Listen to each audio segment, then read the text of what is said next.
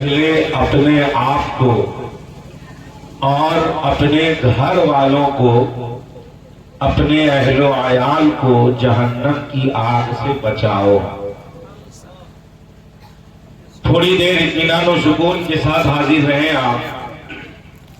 یہ قرآن پاک کی آیت ہے، آپ نے جس کا ترجمہ سنا ہے۔ اللہ پاک کا فرمان ہے کہ اے ایمان والو، پہلے اپنے آپ کو، پھر اپنے گھر والوں کو جہنم کی آگ سے بچاؤ۔ حضرات محترم، انسان وہ بھی صاحب ایمان مسلمان اپنے آپ کو جہنم کی آگ سے بچائے، اپنے گھر والوں کو بچائے، اس میں اس کو کرنا کیا پڑے گا؟ تو ذہن کو حاضر کریں آپ۔ اس میں سب سے زیادہ ضروری ہے کہ دنیا کا ہر انسان رشتہ داری کے بندھن میں بندھا ہوا۔ کوئی ایسا نہیں ہے جس کا کوئی رشتہ دار نہ ہو، اور رشتہ داری دو طرح کی ہوتی ہے۔ ایک رشتہ داری روحانی رشتہ داری ہے اور ایک جسمانی رشتہ داری ہے۔ انسان دو طرح کے رشتوں میں بندھا ہے، ایک جسم کا رشتہ، ایک روح کا رشتہ۔ ایک جسمانی رشتہ، ایک روحانی رشتہ۔ جسمانی رشتہ کس سے ہوتا ہے؟ تو جسمانی رشتے میں سب سے جو اصل ہے، جہاں سے رشتے کی شروعات ہوتی، جو سب سے پہلے ہے، وہ ہے ماں باپ کا رشتہ۔ ماں باپ یہ جسمانی رشتے کی بنیاد ہے۔ اگر ماں باپ نہ ہو تو کوئی رشتہ نہیں ہو پائے۔ ہر رشتے کی بنیاد ماں باپ سے ہے۔ ہم جس گھر میں پیدا ہوئے، اس گھر کے اب رشتے میں ہم بندھ گئے۔ اس گھر میں ہمارے والد والدہ، اب اس کے بعد یہاں سے جو والد کی ماں ہے وہ میری دادی ہے، جو والد کے والد ہیں وہ میرے دادا ہیں، جو والد کے بھائی ہیں وہ میرے چچا ہیں، جو والد کی بہن ہے وہ پھوپھی ہوئی، جو والد کا بھتیجا ہوا وہ میرا بھائی ہوا، جو والد کا دادا ہوا وہ میرا دادا ہوا۔ اس طرح سے ہم رشتے میں بندھتے چلے گئے۔ اب ماں کی جو ماں وہ میری نانی ہے، ماں کی بہن خالہ ہے، ماں کا بھائی ماموں ہے۔ لہذا یہ تمام رشتے جو بنے، اس میں اصل رشتہ ماں اور باپ کا۔ اس لیے قرآن میں زیادہ لحاظ اس کو مکمل کرنے کے بارے میں رکھا گیا۔ لہذا ذہن کو حاضر کریں آپ۔ یہ جسمانی رشتہ، کوئی کسی کا بھائی ہے، کوئی کسی کا بھتیجا ہے، کوئی بہنوئی ہے، کوئی سالہ ہے، یہ جو پورے رشتے ہیں یہ سب جسمانی رشتہ ہے۔ اور ہر رشتے کی ایک حد ہے کہ اس رشتے کو نبھانا کیسے ہے، اس رشتے کو ملا جلا کر نبھانا کیسے ہے، اور اس رشتے میں رشتہ داروں کے کیسے حکم کو ماننا ہے اور کیسے حکم سے منہ موڑنا ہے۔ اب اس کے لیے رشتہ دار ناراض بھی ہو جائے تو ان کی ناراضگی کا خیال نہیں، ہمیں شریعت کی پاسداری کا خیال کرنا۔ حضرات محترم، یہ جسمانی رشتہ۔ ایک رشتہ ہے انسان کا روحانی رشتہ۔ انسان مکمل ہے، مجسمہ ہے انسان روح اور جسم کا۔ بغیر روح کے جسم بیکار ہے، اور بغیر جسم کے روح اپنی کسی چیز کو اظہار نہ کر پائے۔ حضرات محترم، ذہن کو حاضر کریں آپ۔ تو روحانی رشتہ کس سے ہے؟ تو روحانی رشتے میں سب سے پہلا رشتہ روحانی اللہ سے ہے۔ وہ اللہ ہے اور ہم اس کے بندے۔ اب اس کو نبھانا کیسے ہے؟ تو اللہ ہمارا خالق ہے اور ہم اس کی مخلوق ہیں. اللہ میرا پروردگار ہے، ہم اس کے بندے ہیں. ہم کو اس کی عبادت کرنی ہے. ہم عبادت میں کوئی کمی نہ کریں. اگر ہم عبادت میں کمی کریں گے تو اللہ پروردگار ہے، پالنہار ہے، میرا خالق ہے، مالک ہے، رازق ہے، سب کچھ وہی ہے. اس نے ہمیں کسی چیز کی کمی نہیں چھوڑی. ہم کو جینے کے لیے جو چیز چاہیے اللہ پاک نے بغیر کاسٹ کے، بغیر پیسے کے اس نے ہم کو دیا، بغیر کسی سسٹم. آپ یہ کہیے کہ اگر کسی کو آکسیجن کی ضرورت پڑ جائے، سانس کم پڑ جائے، تو وہاں پہ آکسیجن لگایا جاتا ہے. ہاسپٹلائز ہو گئے، آکسیجن لگا رہا، اگلے دن ہاسپٹل سے بل آیا. آپ جب بل کو دیکھیں گے تو اس میں وہاں پہ پوائنٹ لکھا ہوگا آکسیجن، اور اس کے سامنے اس کا اماؤنٹ لکھا ہوگا 6,000 8,000 2,000 1,500 جو بھی پیسہ لکھا ہوگا. آپ پوچھئے گا ہاسپٹل مینجمنٹ سے یا آفس سے پوچھئے گا کہ یہ آکسیجن اس کا پیسہ کیسے اتنا ہوا، تو وہ آپ سے کہے گا کہ 200 روپے پر گھنٹہ لگا ہے آکسیجن. ابھی مظفر پور میں جو سب سے کم آکسیجن کا ریٹ ہاسپٹلوں میں چل رہا ہے وہ 80 روپے پر گھنٹہ، کہ 1 گھنٹے کا آکسیجن چارج 80 روپیہ کاؤنٹ کرتے ہیں. وہ بچے کے ہاسپٹل میں، بڑے کے ہاسپٹل میں 200-250 سے کم ہے ہی ہے. ذہن کو حاضر کریں، آپ اگر 80 روپے ہی گھنٹے کو آپ فرض کر لیں، 80 روپے گھنٹہ، 1 گھنٹے کا آکسیجن اگر کوئی دے رہا ہے تو 80 روپے گھنٹے کا، اور وہ بھی آکسیجن دینے کے لیے کتنا پروسیس کو پورا کر رہا ہے. وہ ہمیں آکسیجن پائپ مشین لگا رہا ہے، ہمیں بیڈ پہ سلا رہا ہے، نرسنگ اسٹاف کی فیسلٹی مل رہی ہے. نعرہ تکبیر، نعرہ رسالت، مسلک اعلی حضرت حضرت غلام مرتضی صاحب قبلہ. نعرہ تکبیر، نعرہ تکبیر، نعرہ رسالت. حضرت مولانا محمد غلام مقتدی رضوی القادری صاحب قبلہ.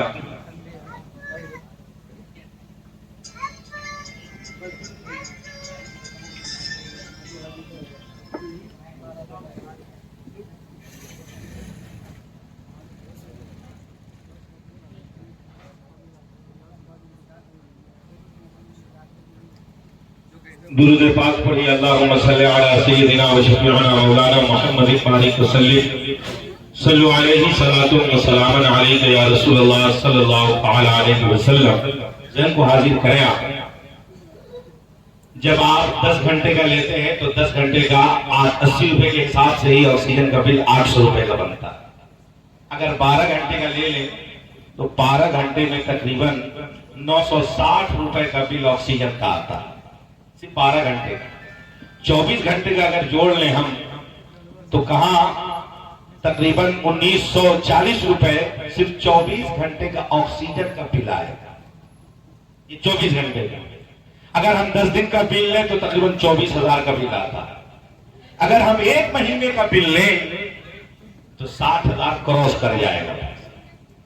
یعنی ہم جو آکسیجن لے رہے ہیں اگر ہم اس کو خریدنا چاہیں، پرچیز کرنا چاہیں تو صرف آکسیجن کو خریدنے کے لیے ہم کو مہینے میں 60,000 روپے خرچ کرنے ہوں گے.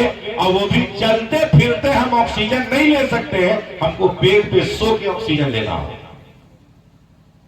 اگر ہم چلتے پھرتے لینا چاہتے ہیں تو پھر آکسیجن کا سلنڈر ہم کو گلے میں لٹکا کے رکھنا ہوگا، آکسیجن کے پائپ کا پورا سیٹ اپ منہ میں لگا کے رکھنا ہوگا. بولنے کے لیے بھی پھر اس کو ہٹا کے پھر بولنا ہوگا استغفر اللہ معاذ اللہ. یہ آکسیجن دینے کا اتنا سارا پروسیس ہے، پھر بھی ہم پیسہ خرچ کر کے اتنی آسانی سے آکسیجن نہیں لے پائیں گے جتنی آسانی سے خدا ہمیں آکسیجن دے رہا. کوئی کاسٹ نہیں، کوئی چارج نہیں، کچھ نہیں، فری میں دے رہا. بدلے میں کیا کرنا ہے؟ ہم کو صرف اللہ کی عبادت کرنی ہے. ہمیں ہر حال میں اللہ رب العزت کے فیصلے سے خوش رہنا ہے. ہم خوش رہیں نہ رہیں پھر بھی اللہ ہمیں دے رہا. ہم اس کی عبادت کریں نہ کریں پھر بھی اللہ ہمیں دے رہا. حضرات محترم، اللہ رب العزت بندے کو اس قدر نواز رہا ہے، اور اگر بندہ توبہ کر لے اپنے گناہوں سے تو اس کے پچھلے گناہوں کو خدا معاف بھی کر دے رہا ہے۔ احساس کو ہو گئے حضرات محترم ذہن کو حاضر کریں تو یہ جو رشتہ ہے بندے کا خدا سے، اس کو نبھانا بہت ضروری ہے، اور اس کو نبھانے کے لیے ہمیں غور و فکر کرنے کی ضرورت ہے۔ اور غور و فکر ہم کیسے کریں گے؟ آپ کو کوئی ایک یونٹ اگر بلڈ دیتے 300 گرام، آپ کو اتنا تانا مارے گا کہ وہ جینے نہیں دے گا۔ ایک یونٹ اگر کوئی بلڈ دے دے تو اتنا تانا مارے گا کہ صحیح سے جینے نہیں دے گا۔ ایک وقت کا کوئی کھانا آپ کو کھلا دے تو وہ آپ کو صحیح سے سر اٹھانے نہیں دے گا، مگر اللہ رب العزت ہمیں ہر حال میں رزق عطا کر رہا ہے اور شاندار طریقے سے عطا کر رہا ہے، بدلے میں ہمیں اس کی عبادت ہی تو کرنی۔ حضرات محترم سے کو حاضر کریں، ایک رشتہ ہے روحانی رشتہ جو سب سے اہم ہے، وہ اللہ سے اور اللہ کے رسول سے۔ اللہ سے اور اللہ کے رسول سے۔ اللہ سے بندے کا رشتہ ہے کہ ہم اس کے بندے ہیں، اور رسول پاک سے رشتہ ہے کہ وہ ہمارے نبی ہیں اور ہم ان کی امتی ہیں۔ یہ ہمارا رشتہ ہے۔ نبی انسان ہے، ہم بھی انسان ہیں، مگر رشتے میں وہ نبی ہے اور ہم امتی ہیں، کسی بھی معاملے میں برابری نہیں ہو سکتی۔ وہ نبی ہے، ہم امتی ہیں، ہمیں اپنے اوقات میں رہنا ہے، اور نبی پاک نے جو طریقہ عطا کیا ہے اسی طریقے پر ہمیں اپنی زندگی کو گزارنا۔ نبی آتا ہی اسی لیے ہے کہ اپنی قوم کو سیدھی راہ دکھا دے، راہ راست بتا دے، جینے کا طریقہ، کھانے کا طریقہ، ہر طریقہ، زندگی کے ہر گوشے، ہر شعبے کا طریقہ اپنی امت کو نبی بتا دے، اور نبی پاک نے مکمل بتا بھی دیا ہے اور کر کے دکھا بھی دیا۔ حضرات محترم، اب ایک رشتہ ہے روحانی رشتہ، استاذ دینیہ، علوم دینیہ کا استاذ اور شاگرد۔ یہ استاذ اور شاگرد کے بیچ کا جو رشتہ ہے، یہ بھی رشتہ روحانی رشتہ ہے، اور روحانی رشتے میں استاذ باپ کے درجے پہ ہے اور شاگرد بیٹے کے درجے پہ۔ یہ کیسا باپ بیٹا ہے؟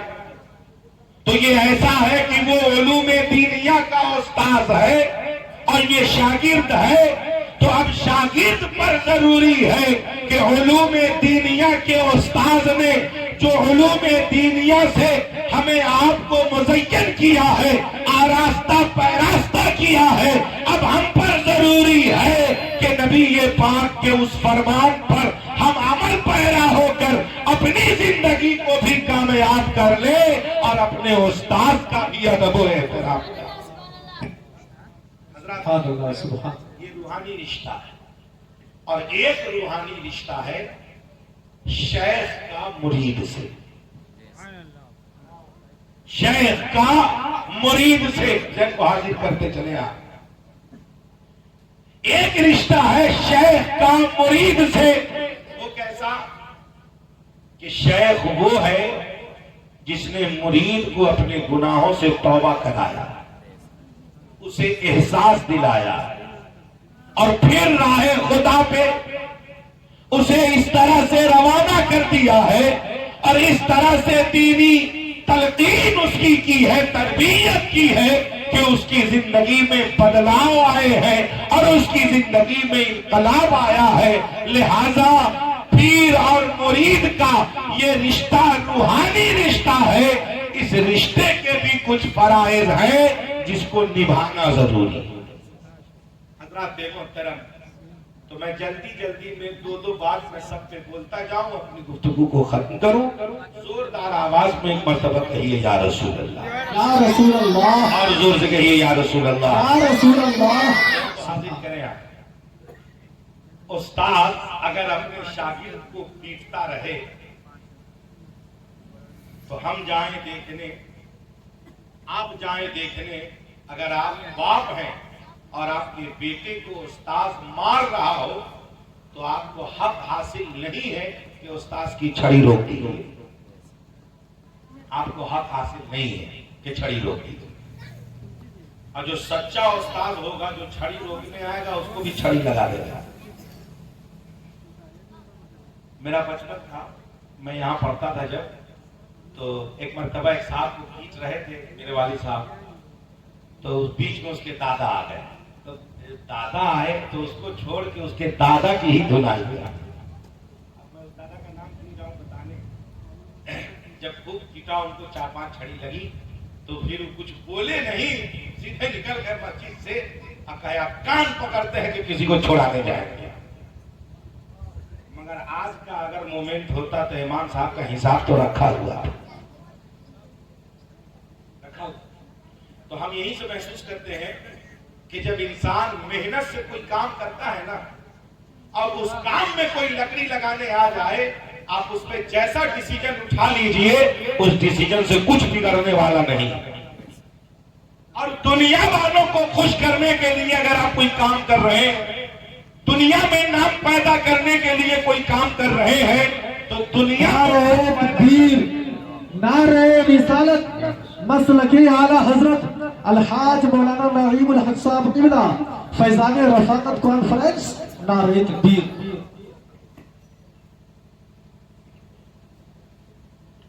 حضرات محترم ذہن کو حاضر کریں، آپ درود پاک پڑھ لیجئے. اللہم صلی علی سیدنا و شفیعنا مولانا محمد بارک وسلم. صلو علیہ صلاۃ و سلام علیک یا رسول اللہ صلی اللہ تعالی علیہ وسلم. یہ دیکھیں حضرت علامہ مولانا الحاج محمد نعیم الحق صاحب قبلہ مدظ اللہ العلی والنورانی یہ بھی تشریف لے آئے، اور بہت جلد میں اپنی بات کو ختم ہی کر رہا ہوں. درود پاک پڑھ لیجئے. اللہم صلی علی سیدنا و شفیعنا مولانا محمد بارک وسلم. صلو علیہ صلاۃ و سلام علیک یا رسول اللہ صلی اللہ تعالی علیہ وسلم. حضرات محترم ذہن کو حاضر کریں، آپ کہ دیکھیں اللہ رب العزت نے اپنے بندے کو بھیجا، نبی پاک صلی اللہ تعالی علیہ وسلم نے اپنی امت کو راہ راست دکھایا. جبرائیل نے ایک موقع پہ نبی پاک سے آ کر کہا کہ آپ کی امت کو جہنم میں دیکھا. نبی پاک کو اتنا ملال ہوا کہ آپ رونے لگے، اور جب تک یہ سن لیا کہ خدا نے آپ کی امت کو بخش دیا ہے، اپنے سر کو سجدے سے اٹھایا تھا. کیوں؟ کیا مطلب تھا؟ امت سے اتنی محبت، اتنا پیار. ایک ماں اپنے بیٹوں سے جتنی محبت نہ کرتی، اس سے کہیں زیادہ محبت نبی اپنی امتی سے فرماتا. نبی پاک نے اتنا نایاب طریقہ عطا فرمایا، اور اس طریقے پہ اگر ہم عمل پیرا نہ ہو اور پھر ہم کہیں کہ ہم پریشان ہیں، تو یہ میرا کہنا بیجا ہے. پریشانی کی وجہ ہم خود ہی ہیں، ہم کو کسی دوسرے تیسرے نے پریشان نہیں کیا. ذہن کو حاضر کریں. آپ علوم دینیہ کا استاذ ہمیں وہ پڑھا دیا، سکھا دیا. اب استاذ کبھی ہم کو نظر آئے، کبھی ہمیں نظر آ گئے، ہم چل رہے، کہیں استاذ پہ نظر آ گئی، نظر پڑ گئی استاذ پر، اگر وہ سواری سے جا رہے ہیں تو شاگرد پہ یہ ضروری ہے کہ اگر خود سواری پہ ہے، اگر نظر پہ نظر سے نظر مل گئی ہے تو کم سے کم رک کے ان سے مصافحہ ضرور کر لیں. نظر نہ ملی تو کوئی بات نہیں ہے. اور اگر محفلوں میں کہیں پہ اکٹھا ہوئے تو آپ چاہے جس مقام پر فائز ہو جائیے، اگر آپ کے استاد عمر دراز ہو، جوان ہو، کوئی ہو، اگر مجلس میں استاد ملے، ایک ہی حرف آپ نے ان سے پڑھا ہو، تو وہاں پہ یہ ضرور ظاہر کیجئے کہ یہ ہمارے استاد ہیں اور ہم ان کے شاگرد ہیں. پتا ہے اتنا کرنے سے کچھ بگڑے گا نہیں، مگر فائدہ یہ ہوگا کہ اس بڑھاپے کی عمر میں استاذ کے دل سے دعا نکلے گی کہ ہم نے بچپن میں پڑھایا تھا، یاد ہے کہ نہیں ہے، مگر اس کو یاد ہے کہ یہ ہمارے استاد ہے، تو آج سے وہ آپ کی محبت اور آپ کے لیے دعا کرنا ضرور شروع کر دیں۔ ڈکشنری میں دو طرح کے جملے استعمال کیے جاتے ہیں، ایک استاد اور ایک استاد۔ استاد اور استاد، جب بہت آپ ڈکشنری کو الٹیں گے تب آپ کو یہ احساس ہوگا کہ استاد کہتے ہیں جو ہنر سکھائے اس کو استاد کہا جاتا ہے۔ ڈرائیوری سکھا دینا، گاڑی بنانا سکھا دینا، کچھ کام سکھا دینا، یہ ہنر سکھانے والے کو استاد کہا جاتا ہے، اور علم سکھانے والے کو استاذ کہا جاتا ہے۔ یہ اس طرح سے ڈکشنری میں استعمال کیا گیا کہ جو ہنر سکھائے اس کو استاد کہیے، اور آپ دیکھتے ہوں گے کہ موٹر لائن میں بھی سب کو ڈرائیور لوگ کو استاد کہا جاتا ہے۔ نہیں کہا جاتا ہے کہ استاد ہمارا استاد ہے، یا کوئی بڑا ڈرائیور ہے تو اس کو حضرت نہیں کہا جائے، وہاں کہا جائے کہا استاد، ٹھیک ہے نا؟ جس کو تھوڑا سا رسپیکٹ دینا ہے، جس کو عزت دینا ہے، اس کو وہاں استاد کہہ کے، یا گرو کر کے، گرو کم استاد ہی زیادہ کہا جاتا ہے، یہ کہہ کے اس کو عزت دی جاتی ہے۔ اور جب ہمارے یہاں علمی شعبے میں جس کو ادب و احترام دیا جاتا ہے استاد ہو، تو انہیں استاد مکرم کہا جاتا ہے، انہیں استاد مہذب کہا جاتا ہے۔ حضرات محترم، تو عرض یہ کرنا ہے کہ ہم ان رشتہ داری کو نبھائیں، جو ہمارا استاد ہو وہ ہم سے خوش رہے۔ اب آئے نمبر پیر پر۔ یہ زمانہ بڑا عجیب آیا ہے، کسی بھی زمانے میں پیر کو چین نہیں تھا، اس زمانے میں کسی زمانے پیر کو چین کبھی ملا ہی نہیں، کبھی نہیں ملا۔ ہر زمانے میں گالی پیر ہی نے سنا۔ فرسٹ نمبر میں نبی پاک کو، اللہ رب العزت کو، اور پھر جو اللہ اس کے رسول کے فرمان پر دنیا کو عمل کرانے کی کوشش کرے گا، اسے دنیا سے لڑائی ہر حال میں لڑنا ہوگا، ہر حال میں لڑنا۔ ذہن کو حاضر کرے، خراسان سے ایک علمی قافلہ چلا حضرت محبوب الہی سے ملنے کے لیے۔ خراسان سے چلے علماء لوگ کہ حضرت محبوب الہی سے ملیں گے۔ تو جب یہ لوگ آئے، لاہور پہنچے، تو ذکر کیا کہ ہم لوگ دہلی جا رہے ہیں حضرت نظام الدین محبوب الہی کی بارگاہ میں۔ تو جس سے پوچھا لوگوں نے تعریف کی کہ بہت شاندار ہیں، بہت اچھے ہیں، ہر کسی نے تعریف کیا۔ تو وہ جو قافلہ چلا تھا صوفیوں کا، یہ لوگ آپس میں کہتے تھے کہ وہ کیسا انسان ہے کہ سب اس کی تعریف ہی کر رہا ہے، اس کی کمی بیان کرنے والا کوئی نہیں مل رہا۔ آدمی ریاکار ہوگا کہ سب تعریف ہی کر رہا ہے، برائی تو کوئی کر ہی نہیں رہا۔ یہ لوگ ہوتے ہوتے سفر کرتے کرتے جب دہلی آئے، حضرت محبوب الہی کے محلے میں پہنچے، اور جب خانقاہ سے کچھ دوری پہ تھے تو چند لوگ بیٹھے تھے، ان سے پوچھا کہ حضرت محبوب الہی کہاں ملیں گے؟ حضرت نظام الدین محبوب الہی کہاں ملیں گے؟ جب کہا کہاں ملیں گے تو بس ان لوگوں نے پہلے حضرت کو برا بھلا کہنا شروع کر دیا۔ کہاں سے آئے آپ؟ کہا خراسان سے۔ کیوں چلے آئے ہیں؟ جو نہ کہنے کو اتنا کہا، جیسے ہی ان لوگوں نے برائی شروع کی، وہ جو قافلہ تھا وہ ایک دوسرے کے چہرے کو دیکھنے لگے اور کہنے لگے واقعی نرالی شان لگتا ہے، واقعی نرالی شان رکھتا ہے۔ تو یہ لوگ بولتے ہیں حضرت کس کی نرالی شان؟ پھر بکنے لگا۔